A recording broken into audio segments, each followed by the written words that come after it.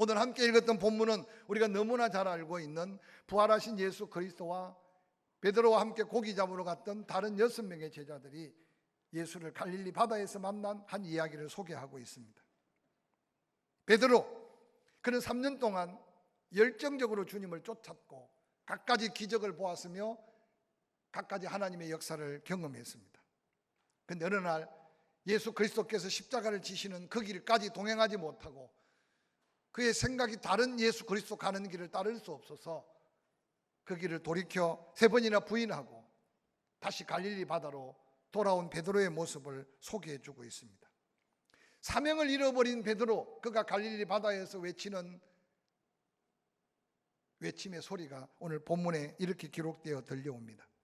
요한복음 21장 2절입니다. 시몬 베드로와 디두모라고 하는 도마와 갈릴리 사람 나다나엘과 세베대의 두 아들들 그리고 다른 제자 둘이 함께 있었다.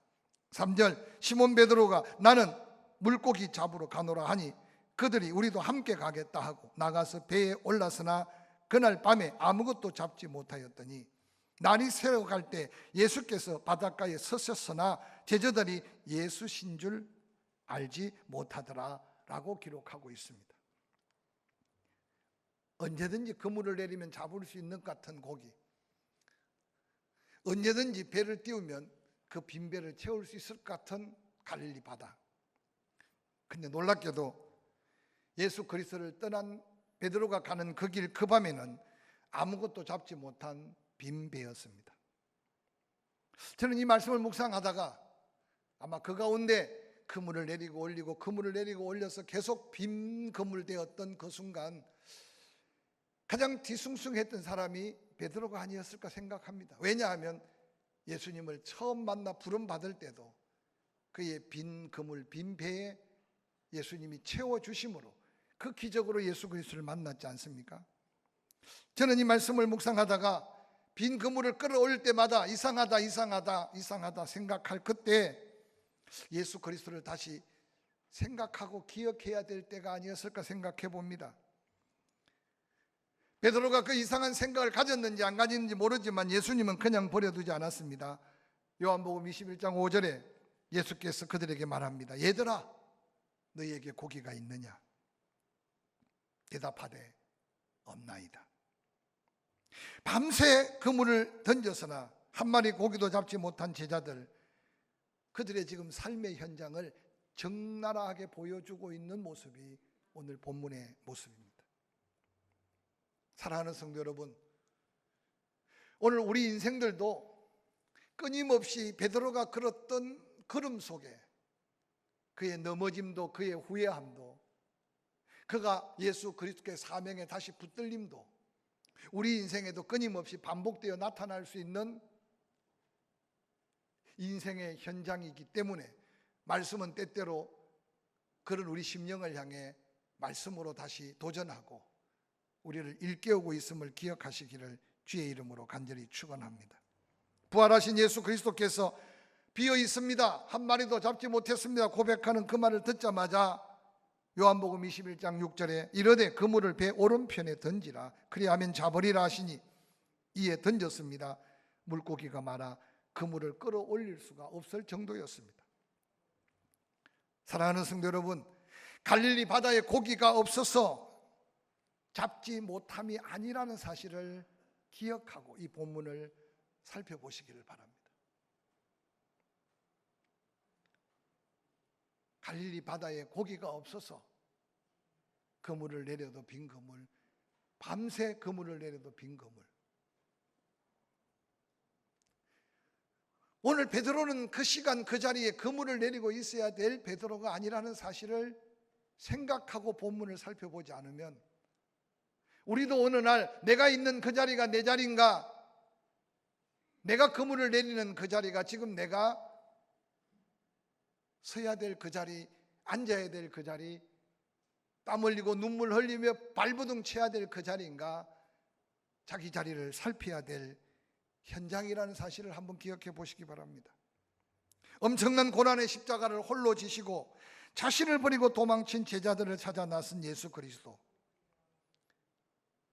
그 예수님이 갈릴리까지 오신 목적이 빈 그물, 빈 배를 채워주기 위한 목적이었을까요?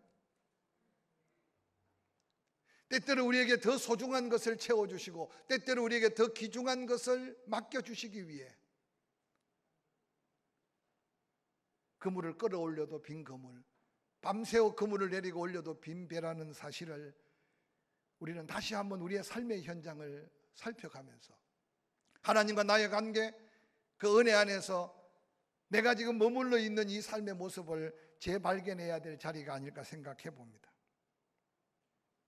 허탈한 마음으로 물고기만을 잡기 위해 밤새 그물을 내려서나 한 마리 잡지 못한 그때 이미 오른쪽 왼쪽 앞뒤 할 것 없이 그물을 내려도 허탕쳤는데 예수님 말씀하실 때 오른편에 그물을 내리려는 그 순간 끌어올릴 수 없을 만큼 고기가 잡혔습니다. 베드로는 그 기적의 고기를 잡는 그 순간 세상의 마음을 빼앗기고 고기 잡는 데 마음을 빼앗겼던 그 밤의 마음을 추스리고 바로 바닷가에 찾아온 그분이 예수 그리스도라는 사실을 발견하게 되었습니다. 부활하신 예수 그리스도를 만난 제자들의 반응을 본문은 이렇게 소개합니다. 요한복음 21장 12절 예수께서 이르시되 와서 조반을 먹으라 하시니 제자들이 주님이신 줄 아는 고로 당신이 누구냐 감히 묻는 자가 없더라고 성경에는 기록하고 있습니다. 그들의 지난 날을 돌아볼 때 부끄럽고 주님과의 관계 속에 예수 그리스도를 버리고 갈릴리로 돌아온 그들의 모습은 너무나 창피했습니다. 그런데 주님은 아무 말하지 않고 허기진 제자들의 배를 채우기 위해 친히 떡과 고기를 구워 놓으시고 먹이십니다. 가까이 와서 보니까 그들이 버리고 온 바로 그 예수 그리스도였습니다.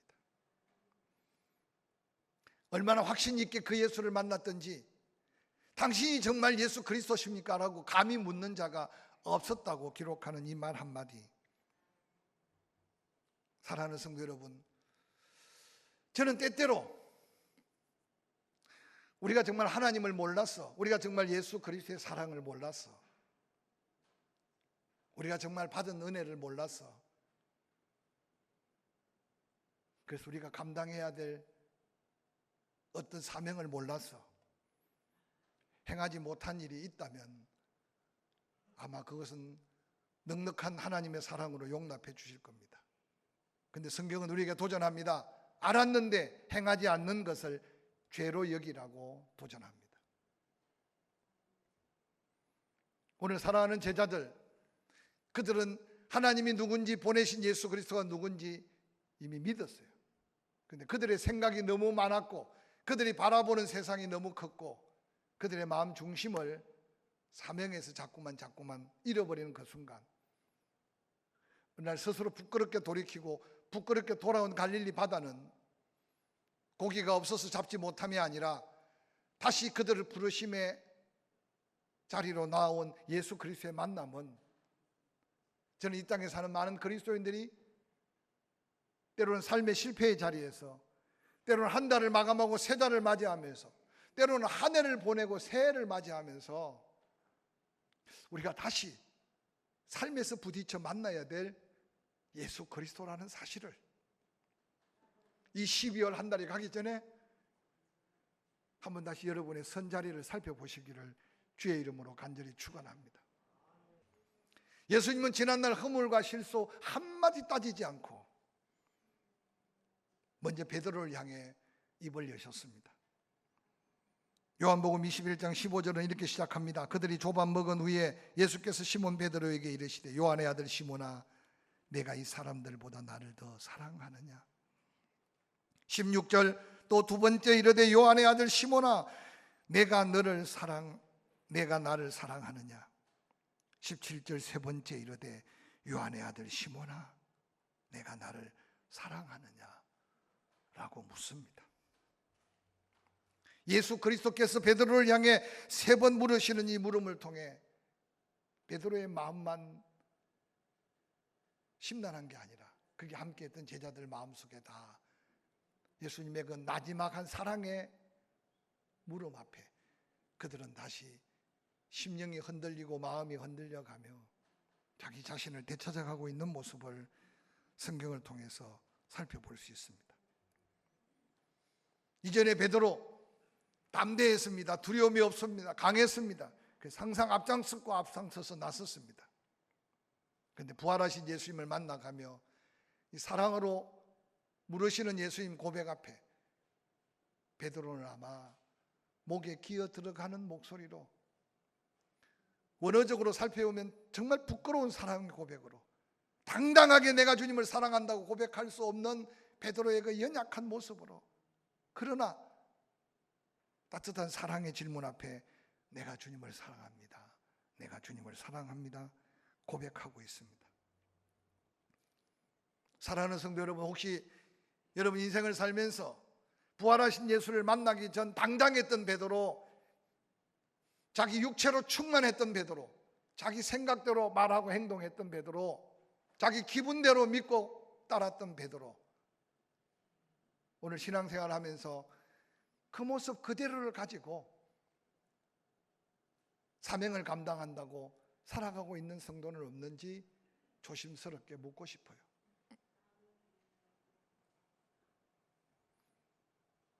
예수님은 주저하며 부끄럽고 송구스럽고 죄송하고 어떻게 말로 표현할 수 없는 그 어마어마한 사랑 앞에 베드로는 고백합니다. 요한복음 21장 15절, 내가 주님을 사랑하는 줄 주님께서 아십니다. 내가 주님을 사랑하는 줄 주님께서 아시나이다. 17절 세 번째 물으시는 질문 앞에 베드로가 근심하여 이르되 주님 모든 것을 아시지 않습니까? 내가 주님을 사랑하는 줄 주님께서 아십니다. 이 한 해가 가기 전에 받은 은혜를 다 기억하지 못해도 우리 곁에 다가와서 사랑하는 종아, 네가 나를 정말 사랑한다고 고백할 수 있느냐? 라고 물으시는 음성 앞에 정말 지나온 삶을 돌아보면 부끄럽고 때로는 당당하게 내세울 것 없지만 그 십자가 하나 붙들고 베드로처럼 사랑을 고백할 수 있는 저와 여러분이 되었으면 좋겠습니다.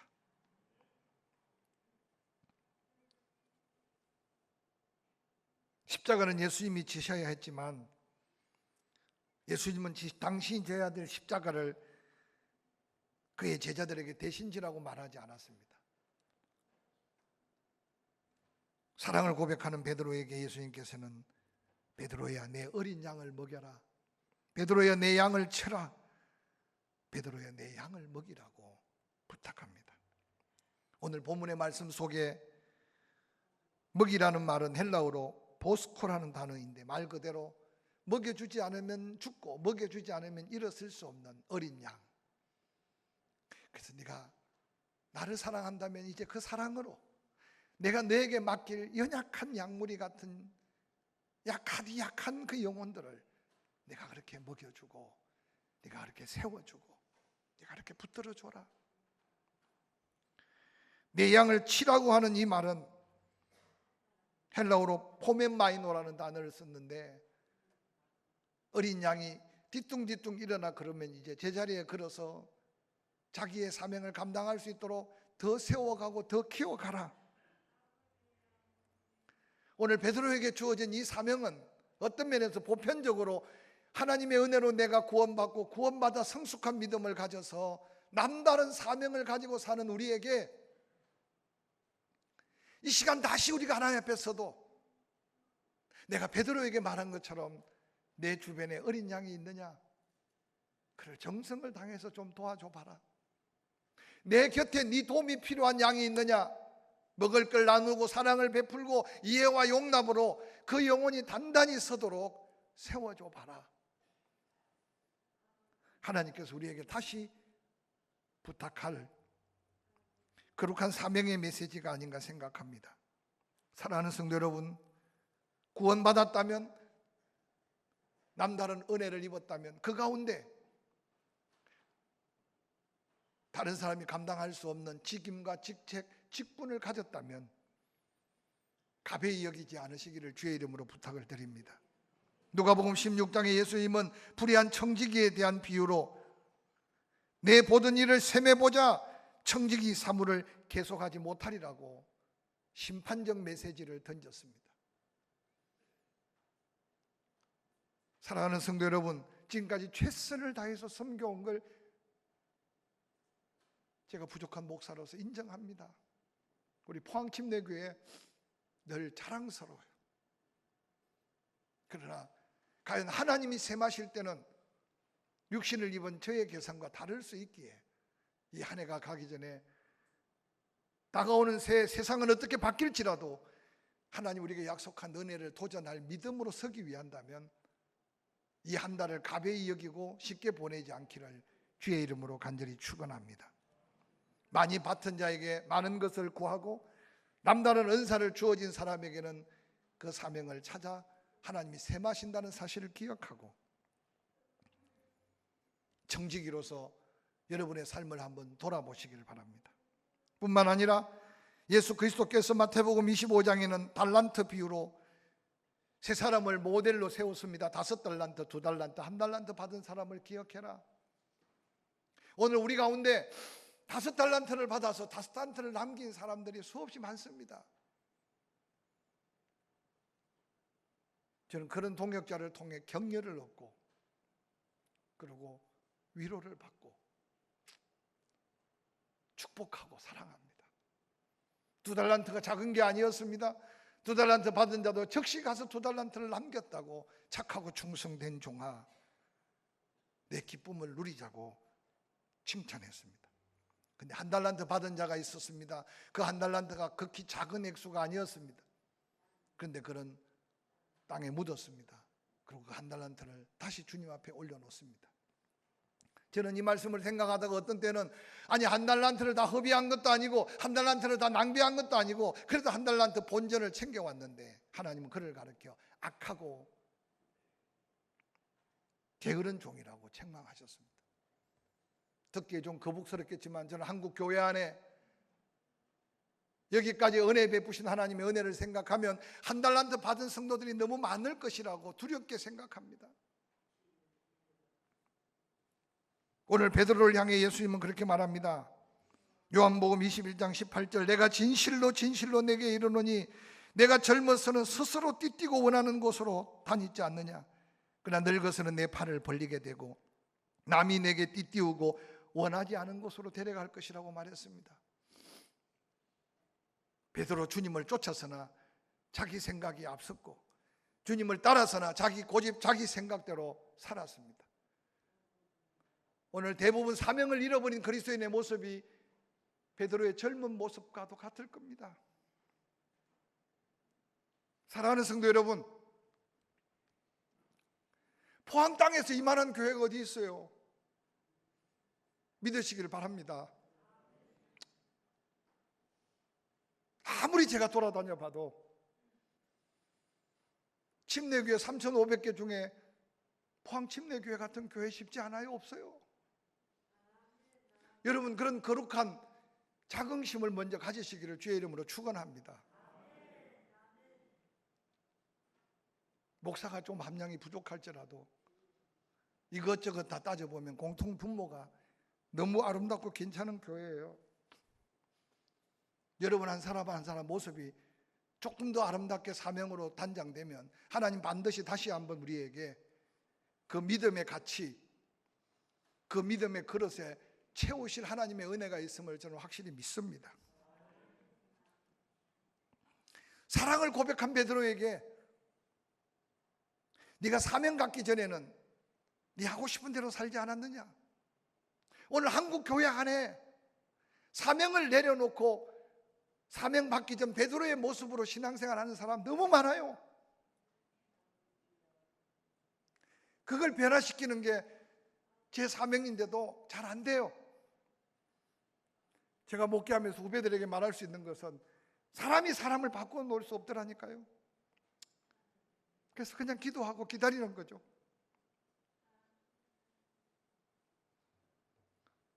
조심스럽습니다는 우리가 생명 다해 부름받을 그날까지 사명으로 살아야 함을 깨달으시기를 주의 이름으로 간절히 축원합니다. 혹이라도 이 자리에 나이 때문에 은퇴하고 세월 때문에 은퇴해서 뒷방 아저씨처럼 산다면 회개하시길 바랍니다. 마른 뻔더리하게 젊은 사람들에게 기회를 주기 위해 은퇴한다고 해놓고 아직도 건강한데, 아직도 물질 있고 시간이 있는데 여전히 변화받지 못해서, 아니 사명을 내려놓고도 사명을 깨닫지 못해서 베드로처럼 살아가고 있다면 이것만큼 인생의 낭비, 주님의 마음의 아픔이 어디 있겠습니까? 사랑하는 성도 여러분, 정말 사랑합니다. 우리 주님 베드로에게 이제 네가 나를 따르는 길은 이전의 길과 다르다. 너 스스로 할 수 있는 게 아무것도 없어도 누군가 너를 이끌고 또한 악한 자가 너를 이끌어가도 내가 너와 함께한다. 네가 늙어서 두 팔을 벌리듯이 내가 진 십자가를, 아무도 질 수 없는 그 십자가를 네가 가장 영광스럽게 지게 될 것이라고 말씀하셨어요.